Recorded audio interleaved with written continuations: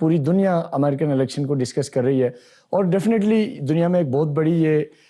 اس وجہ سے اس الیکشن کی اہمیت ہے، اس کے نتائج کی اہمیت ہے، کیونکہ جس طرح ایک پرسپشن تھی، جیسے دیکھا جا رہا تھا امریکن الیکشنز کے، اس کے بالکل ہی اپوزٹ ایک نتائج سامنے آئے، کیونکہ عموماً تاثر یہ تھا کہ ڈونلڈ ٹرمپ کیونکہ ایک سخت گیر موقف رکھنے والی شخصیت ہیں اور عین ممکن ہے کہ وہ یہ الیکشن نہ جیت پائیں، لیکن جس طرح انہوں نے الیکشن جیتا اور اس کے بعد اب اس کا امریکہ کے اندرونی جو حالات ہیں ان پہ کیا اثر پڑے گا، ان کی جو اپنی اکانومی کی پالیسیز ہیں، ان کی جو ڈیفنس پالیسی ہے، ان کی جو فارن پالیسی ہے، اس پہ کیا امپیکٹ پڑے گا اور دنیا اس کو کیسے دیکھے گی، دنیا کے ساتھ ان کے تعلقات میں کیا تبدیلی آ سکتی ہے، پالیسیز میں تبدیلی آ سکتی ہے، اور سب سے بڑھ کے ظاہر ہے پاکستان کے لیے امریکن پالیسیز میں کیا تبدیلی آئے گی، چین کے لیے کیا تبدیلی آئے گی۔ یہ چند امپورٹنٹ چیزیں ہیں جو آج کے اس پروگرام میں ہم ڈسکس کریں گے۔ ہمارے ساتھ موجود ہیں انٹرنیشنل افیئرز پہ گہری نظر رکھنے والے بین الاقوامی امور کے ماہر سید محمد علی صاحب۔ سر، آپ کے وقت کا بہت بہت شکریہ، آپ نے اپنا قیمتی ٹائم دیا، اور بڑا ایک امپورٹنٹ ٹاپک ہے جس پہ پوری دنیا کا میڈیا بات کر رہا ہے۔ تو سر، سب سے پہلے تو جو میں نے انٹرو میں بھی کہا کہ لگ یہ رہا تھا کہ شاید ٹرمپ نہ جیت پائے، میڈیا پہ ایک ظاہر نیریٹو ان کے حق کا نہیں تھا، بہت ساری ایسی متنازع چیزیں تھیں جن کو دیکھتے ہوئے لگ رہا تھا کہ وہ شاید جیت نہ پائیں۔ دوسری طرف پھر کاملا ہارس جو ہے وہ ایک فیمیل ہونے کا بھی ایک ایڈوانٹیج تھا، اور بھی کافی سارے فیکٹرز تھے، تو یہ جیت کیسے پائے، وہ اس کے کیا فیکٹر؟ شکریہ ڈاکٹر صاحب۔ میں سمجھتا ہوں کہ ٹرمپ صاحب جو ہیں وہ صرف ایک شخصیت کا نام نہیں ہے، ایک سوچ اور نظریے کا نام ہے، جنہوں نے امریکی سیاسی نظام کو میں سمجھتا ہوں کسی حد تک ریولوشنلائز کیا ہے، اور بہت ریپڈلی اور گہرے اور دوررس انداز میں اس میں تبدیلیاں آئی ہیں۔ دیکھیں، اس وقت آلریڈی جو ڈیموکریٹس ہیں وہ اس پہ سول سرچنگ کر رہے ہیں کہ جناب ہم تو سب کچھ ٹھیک چل رہا تھا، یہ کیا ہو گیا؟ تو یہ ڈیفینیٹلی ایسا ہے کہ ان کی جو انداز سیاست ہے صرف بیانیے کی بات نہیں ہے، ان کی حکمت عملی کی بات ہے، وہ انکنونشنل بھی تھی، بولڈ بھی تھی، اور دوسری جانب یہ بھی تیسرا پہلو ہے کہ انہوں نے جو ڈیموکریٹس کی غلطیاں تھیں یا لیک آف کلیئرٹی تھی، اس کو بھی بڑے مہارت سے ایکسپلوئٹ کیا ہے، اس میں کوئی شک نہیں ہے۔ سب سے بڑی بات جو اس وقت سامنے آئی ہے بہت بحث اور تمہیز کے بعد، وہ یہ ہے کہ ریس سے قطع نظر، دین سے قطع نظر، نسل سے قطع نظر، زبان سے قطع نظر، جو مین ایشو ہے جس کی وجہ سے ڈیموکریٹس جو ہے وہ سپورٹ عوام کی نہیں لے سکے، وہ بنیادی طور پر لوور مڈل کلاس کی ڈس اپوائنٹمنٹ ود دیئر پالیسیز ہیں۔ غربت، معیشت، روزگار، صحت، یہ دنیا کے ہر ملک اور معاشرے کا بنیادی مسئلہ ہے جو بڑھتی جا رہی ہے امریکہ میں، اور کوئی بھی دنیا کا جمہوری ملک، چاہے وہ امریکہ ہو یا پاکستان ہو، بھارت ہو، برطانیہ ہو، عام آدمی جو ہے وہ روزگار، مہنگائی،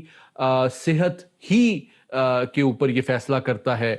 کہ اس نے کس کو سپورٹ کرنا ہے۔ جس پہ بات ہو رہی ہے میڈیا میں، وہ یہ بھی ایک پرسپشن ہے کہ شاید وہاں کی جو ڈیپ سٹیٹ تھی وہ بھی ٹرمپ کے سپورٹ میں نہیں تھی، اور یا وہ نہیں چاہتے تھے کہ ٹرمپ آئیں۔ اس پہ آپ کی کیا ٹیک ہے؟ آپ کو کیا لگتا ہے کہ ایسا فیکٹر تھا، یا وہ نیوٹرل تھے اور یہ جو بھی ہوا بس just due to political public opinion کی وجہ سے ہوا؟ یہ بہت اہم سوال ہے۔ دیکھیں، تین پہلو ہیں جس کو یہ سمجھنا ضروری ہے کہ جو ان کی اسٹیبلشمنٹ ہے اس کی ترجیحات یا جو ان کی حکمت عملی ہے عالمی نظام کو امریکی روایات، مفادات اور نظریات کے مطابق چلانے کی، اس کو وہ ٹرمپ صاحب کو اس کے لیے خطرہ کیوں سمجھتے تھے؟ بنیادی بات یہ ہے کہ امریکہ کا جو یعنی کہیں نہ کہیں ان کی بھی تھی ریزرویشنز کہ اگر ٹرمپ جیت جائیں گے تو شاید چیزیں ان کی لائن کے مطابق نہیں رہیں گی۔ جی بالکل، اس کی وجہ یہ کہ ان کا انداز سیاست، انداز فکر اور ان کا بیانیہ بہت ڈیفرنٹ ہے، اور اس کا ثبوت یہ ہے کہ جو امریکہ کے قریب ترین اتحادی اور حلیف ہیں، چاہے مغربی یورپ کے نیٹو ممالک ہے، یورپی یونین ہے، چاہے مشرق وسطیٰ کے آپ ممالک دیکھیں، چاہے مشرق بعید کے ممالک ہیں جن میں جاپان ہے، ساؤتھ کوریا، تائیوان، وہاں یہ تشویش پائی جاتی ہے کہ جناب ٹرمپ صاحب آئیں گے تو جو روایتی طور پہ ہمیں معاشی یا دفاعی امداد ملتی ہے، جو سیکیورٹی کمٹمنٹ اور گارنٹی ملتی ہے وہ ٹرمپ صاحب ہمیں نہیں دیں گے اور ہمیں اپنے پاؤں پہ خود کھڑا ہونا پڑے گا. اس کا سب سے بڑا ثبوت میں دے دوں آپ کو کہ پچھلے 24 گھنٹے کے اندر 2 یورپ کی جو بڑی طاقتیں ہیں جس میں جرمنی اور فرانس شامل ہے, وہاں آلریڈی یہ بحث چھڑ چکی ہے کہ یورپ کی سلامتی اور سیکیورٹی کا دار و مدار جو ہے یورپی ممالک کو خود اس کی ذمہ داری ادا کرنی چاہیے اور امریکہ کے اوپر بتدریج انحصار کم کرنا چاہیے. جو نیٹو کا نقشہ ہے وہ بنیادی طور پہ اس کے جو اس کا اسٹرکچر ہے وہ ڈیپینڈ کرتا تھا امریکہ کے اوپر دفاعی اور خارجہ پالیسی کے انحصار پہ, روس کی مخاصمت پہ, اور یورپین جو ایمبیشس طاقتیں ہیں خصوصاً جرمنی اور فرانس ان کو تھوڑا سا سبڈیو کرنے پہ. تو یہ اب نقشہ تبدیل ہو گیا ہے. لیکن میں بنیادی بات یہ بتانا چاہتا ہوں کہ جو سوچ, نظریہ اور بیانیہ انہوں نے بنایا وہ بہت زبردست تھا. بنیادی طور پہ انہوں نے جو کرسچن ایونجیلیکل ہیں, جوش لابی ہے, عام امریکی ہے, ان تینوں کو انہوں نے کامیابی کے ساتھ کنونس کیا کہ میں آپ کے مفادات اور نظریات کو آگے لے کے چلوں. اور جو I think white and black Americans کا کنسپٹ ہے اس میں بھی وائٹ امریکنز کی ایک بڑی سپورٹ بھی رپورٹ ہو رہی ہے کہ ان کو ملی. دیکھیں, میں ان کا سب سے امپورٹنٹ جو بیانیے میں ایشو تھا وہ امیگریشن تھا, اور امیگریشن امریکی روایات, آئیڈینٹی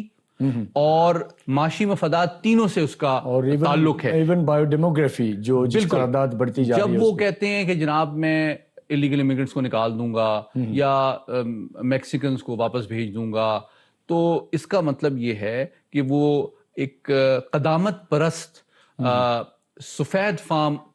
جو امریکی ہے اس کو یہ وعدہ اس سے کر رہے ہیں کہ جناب میں آپ کے معیار زندگی, آپ کے انداز فکر اور آپ کے لائف سٹائل کو پروٹیکٹ کرنا چاہتا ہوں, صرف پیسے سے نہیں بلکہ دوسرے نظریات, روایات اور جو اخلاقیات ہے. ایبورشن ایک ایشو ہے بڑا جس پہ انہوں نے اسٹرانگ سٹانس یہ لیا, ایک بڑا ٹھیک ہے. جن ممالک سے امریکی کارخانوں اور روزگار کو خطرہ ہے ان پہ ہیوی ٹیرفس لگاؤں گا, جو کہ چین اور ابھی بھارت میں بھی تشویش پائی جاتی ہے کہ جناب ہم ان کے اتحادی ہیں, ایک اسٹریٹجک پارٹنر ہیں, لیکن اگر یہاں پہ وہ ہیوی ٹیرفس لگیں گے تو ہماری سب سے بڑی جو ایکسپورٹ مارکیٹ ہے وہ متاثر ہوگی. اچھا, اس کے ذریعے سے وہ عام امریکی کو یہ پیغام دے رہے ہیں کہ جناب میں چاہتا ہوں کہ امریکی انڈسٹری آگے آئے اور ہم امریکی پروڈکٹس کو باہر بیچیں, جو ہے وہ امپاور ہو اور اس کے پھر تمام سیکٹرز میں اس کو اور اب اس کا خارجہ اور دفاعی پالیسی سے بڑا گہرا رابطہ ہے. اب اس کا مطلب یہ ہے کہ وہ دفاعی انٹرونشن, ملٹری انٹرونشن کے بجائے, اچھا تیسرا پہلو یہ ہے کہ وہ امریکی قدامت پرست سفید فام امریکی جو کہ ان کا یعنی کہ سب سے زیادہ کنٹریبیوٹر ہے ان کی افواج میں, اس کو بھی یہ سگنل دے رہے ہیں کہ جو 20 سال کی جنگوں سے تھک چکا ہے, اکتا چکا ہے کہ جناب میں آپ کی جانیں اور امریکی خون بچاؤں گا, آپ کو جنگوں کو بند کریں گے, ہم سیکیورٹی کمٹمنٹ بھی کم کریں گے, میں امریکی جانیں بھی بچاؤں گا, پیسہ بھی بچاؤں گا, اور جو دیگر ہمارے اتحادی ہیں جو کہ روایتی طور پہ امریکی دفاعی امداد اور سیکیورٹی کمٹمنٹ اور اکنامک ایگزسٹنس پہ ریلائی کرتے رہے ہیں, ان کو میں کہوں گا بھائی آپ اپنا گھر خود ٹھیک کریں. میں نے امریکی جانوں اور امریکی سرمایہ کو اور امریکی عوام کی زندگی کے معیار کو بہتر بنانے کے لیے آگے لانا ہے. ان کی جو ڈیفنس پالیسی ہے یا دوسرے ملکوں میں انٹرونشن ہے, اس پہ جو عموماً ایک تاثر یہ رہا ہے کہ جو ڈیپ اسٹیٹ ہے, امریکن اسٹیبلشمنٹ ہے, اس کی ہمیشہ سے یہ کوشش رہی ہے, وہ پرو وار رہے ہیں بیسیکلی زیادہ تر, وہ چاہے ہم افغانستان دیکھیں کہیں بھی دیکھیں. تو کیا ٹرمپ اس پوزیشن میں ہوں گے کہ اپنی لائن لے سکیں اور ڈیپ اسٹیٹ کی جو لائن ہے اس کو بالکل ہی اوائڈ کرتے ہوئے وہ اپنی جو انہوں نے الیکشن کیمپین میں باتیں کی ہیں کہ میں فلسطین کے معاملے پہ بھی یا دوسری جگہوں پہ بھی, اس کو وہ کیسے روک پائیں گے؟ بہت اہم سوال ہے. دیکھیں اس کے 3 پہلو ہیں. پہلی بات یہ ہے کہ وہ صرف امریکہ کے صدر منتخب نہیں ہوئے ہیں. آپ یہ دیکھیں کہ ریپبلکن پارٹی نے سینٹ میں اور ایوان نمائندگان میں بھی میجورٹی حاصل کی ہے. اچھا, اس کا مطلب یہ ہے کہ جو وہاں کے ان کے قریب ترین حلقے ہیں ٹرمپ صاحب کے, وہ یہ کہہ رہے ہیں کہ اب یہ صرف اپنی مرضی کی پالیسیاں نہیں بنا سکتے, وہ اپنے مرضی کے قوانین بھی پاس کر سکتے ہیں. اور اہم ترین جو ڈیپ اسٹیٹ کے پلرز ہیں, چاہے وہ CIA ہو, چاہے وہ اسٹیٹ ڈپارٹمنٹ ہو, چاہے DOD ہو, ان کی ری اسٹرکچرنگ اور تعمیر نو بھی کر سکتے ہیں.